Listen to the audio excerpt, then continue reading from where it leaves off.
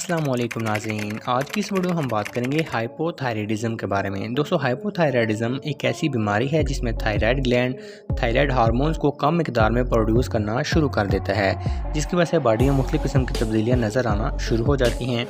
दोस्तों, थायराइड का काम बॉडी में मेटाबॉलिज्म को रेगुलेट रखना होता है। मेटाबॉलिज्म एक ऐसा अमल है जिस खाई जाने वाली खुराक में मौजूद विटामिन्स, मिनरल्स, फैट और प्रोटीन को ऑक्सीजन से मिलाकर एनर्जी प्रोड्यूस की जाती है और जिससे बॉडी नॉर्मल फंक्शन कर पाती है। वज़न का बढ़ जाना, वज़न का लूज़ हो जाना, मसल बढ़ना, मसल का लूज़ होना, गुर्दों का नॉर्मल फंक्शन करना, सांस लेने का अमल,